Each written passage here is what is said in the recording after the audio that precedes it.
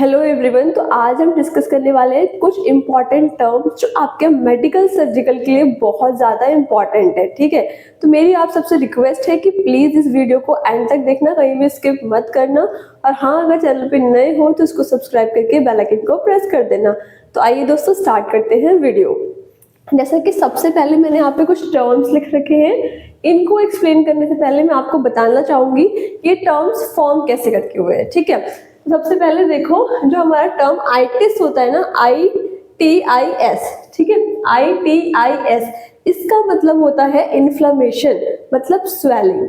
ठीक है, तो ये टर्म जहां भी लग जाए, ITIS जहां भी लग जाए, आपको वहां पे कुछ भी नहीं सोचना है। आपके दिमाग में सिंपल सा आना चाहिए कि यहाँ पे बात इन्फ्लेमेशन की हो रही है। ठीक है, इन्फ्लेमेशन को ही हम क्या बोलते हैं, स्वेलिंग भी कहते हैं। ठीक है, सूजन कहते हैं कि मुझे सूजन हो गई है, मेरे हाथ पैरों में सूजन हो गई है। तो उस तरीके से जो स्वेलिंग है ये हमारा एक बेसिक इंग्लिश का वर्ड है, वही इन्फ्लेमेशन जो है हमारा ये मेडिकल टर्म है। ठीक है, जो नॉर्मल लोग होते हैं वो स्वेलिंग बोलते हैं, लेकिन एज अ मेडिकल प्रोफेशनल हम क्या बोलते हैं, इन्फ्लेमेशन बोलते हैं। ठीक है, उसके बाद में आप देख सकते हो यहाँ पे लिखा है आइटिस।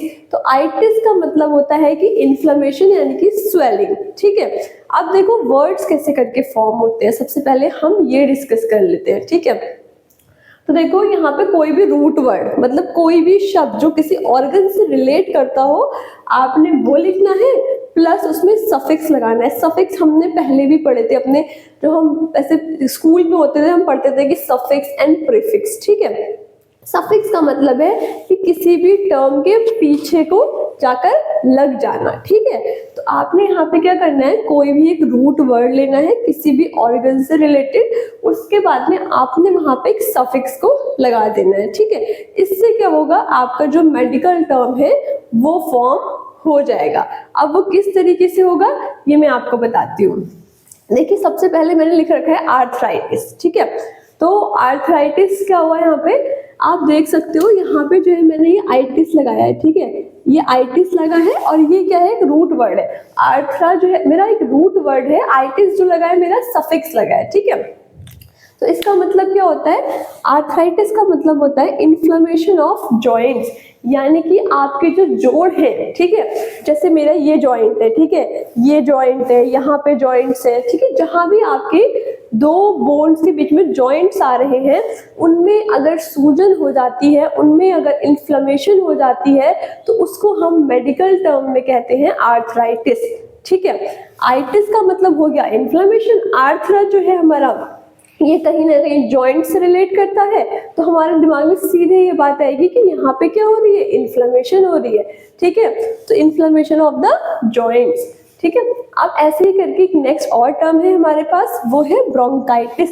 अब ब्रोंकाइटिस का मतलब भी क्या होता है, देखो, ब्रोंकाइटिस का मतलब होता है, आइटिस का मतलब तो इन्फ्लेमेशन हो गया यहाँ भी। ठीक है, ब्रोंक का मतलब क्या हो गया, ब्रोंकाई, जो आपका रेस्पिरेटरी ट्रैक्ट होता है, उसमें आपका ट्रेकिया, फिर ब्रोंकाई, ब्रोंक्यूल्स, एल्विलाई, ऐसे करके आपके सारे पार्ट्स होते हैं। ठीक है, तो जो ब्रोंकाई है उसमें अगर इन्फ्लेमेशन हो जा रहा है तो उसको हम कहते हैं ब्रोंकाइटिस। आइटिस मतलब इन्फ्लेमेशन, ब्रोंकाई मतलब ब्रोंकाई का, ब्रोंकाई में अगर इन्फ्लेमेशन हो गया उसको हमने कह दिया ब्रोंकाइटिस। अब ये क्यों होता है, ये आपकी स्वेलिंग की वजह से, सॉरी, ये आपकी स्मोकिंग की वजह से हो सकता है कि कोई अगर लॉन्ग टर्म से स्मोकिंग कर रहा है तो उससे क्या होती है, आपकी ब्रोंकाई की जो एपिथेलियम होती है वो डैमेज होने लग जाती है और वहां पे आपको इन्फ्लेमेशन देखने को मिल सकती है। ठीक है, आप ऐसे करके नेक्स्ट आता है कार्डाइटिस। ठीक है, कार्ड मतलब क्या होता है, कहीं ना कहीं जो कार्डियो टर्म है ना वो हार्ट से रिलेट करता है, ये हमेशा याद रखना। ठीक है, जो टर्म कार्डियो है वो कहीं ना कहीं हार्ट से रिलेट करता है, और आइटिस का मतलब हो गया इन्फ्लेमेशन, मतलब कहीं ना कहीं आपके हार्ट में क्या हो रही है, इन्फ्लेमेशन हो रही है। ठीक है, कार्डाइटिस का मतलब होता है इन्फ्लेमेशन ऑफ हार्ट, आपके जो हार्ट की जैसे डिफरेंट डिफरेंट लेयर्स होती है उनमें क्या हो रहा है, आपका इन्फ्लेमेशन हो रहा है। ठीक है, मायोकार्डियम, पेरिकार्डियम से करके आपकी जो लेयर्स है ना उनमें मायोकार्डाइटिस हो जाता है, पेरिकार्डाइटिस हो जाता है, इस तरीके से। ठीक है, नेक्स्ट आता है गैस्ट्राइटिस। अब देखो, जो टर्म गैस्ट्रो है ना, ये जो टर्म है गैस्ट्रो, ठीक है। ऐसे करके कार्ड, कार्ड मतलब हो गया हार्ट से रिलेटेड। ऐसे जो गैस्ट्रो होता है ये कहीं ना कहीं आपके जीआई ट्रैक्ट से रिलेट करता है। कहीं भी आपको सुनने को मिल जाए गैस्ट्रो, गैस्ट्रा, तो आपने समझ जाना है यहाँ पे अब बात हो रही है जीआई ट्रैक्ट यानी गैस्ट्रो इंटेस्टाइनल ट्रैक्ट की बात हो रही है यहाँ पे, ठीक है। तो गैस्ट्रा मतलब हो गया आपका जीआई ट्रैक्ट से, आइटिस का मतलब हो जाता है यहाँ पर भी इन्फ्लेमेशन। तो अब देखते हैं यहाँ पे क्या लिखा है, इन्फ्लेमेशन ऑफ एब्डोमेन, यानी कि आपके जो एब्डोमेन है अगर उसमें इन्फ्लेमेशन होती है तो उसको बोलते हैं गैस्ट्राइटिस, ठीक है। एब्डोमेन आप समझते हो, आपने नोट भी पढ़ी होगी, अगर आपके एब्डोमिनल एरिया में स्वेलिंग हो जाती है, सूजन हो जा रही है, तो उसको हम बोलते हैं गैस्ट्राइटिस, ठीक है। अब नेक्स्ट आता है ग्लोसाइटिस। देखो जो ग्लॉस है ना, ये ग्लॉस ये आपका कहीं ना कहीं टंग से रिलेटेड होता है, ठीक है। जो ग्लॉस होता है आपका वो कहीं ना कहीं टंग से रिलेटेड होता है। तो ग्लॉस मतलब हो गया टंग, आइटिस मतलब हो गया इन्फ्लेमेशन। अगर टंग में आपकी इन्फ्लेमेशन हो रही है, अब आप सोचोगे कि सच में ऐसा होता है, टंग में भी इन्फ्लेमेशन हो जाती है? जी हाँ, आपकी कुछ डिजीज कंडीशंस ऐसी हैं जिसमें आपकी टंग में भी इन्फ्लेमेशन हो जाती है, ठीक है। तो आप देख सकते हो ग्लॉस का मतलब हो गया टंग, आइटिस का मतलब हो गया इन्फ्लेमेशन। तो ग्लोसाइटिस क्या हो गया, इन्फ्लेमेशन ऑफ टंग, यानी कि आपकी जब जीभ में सूजन हो जाती है उसको हम बोलते हैं ग्लोसाइटिस, ठीक है।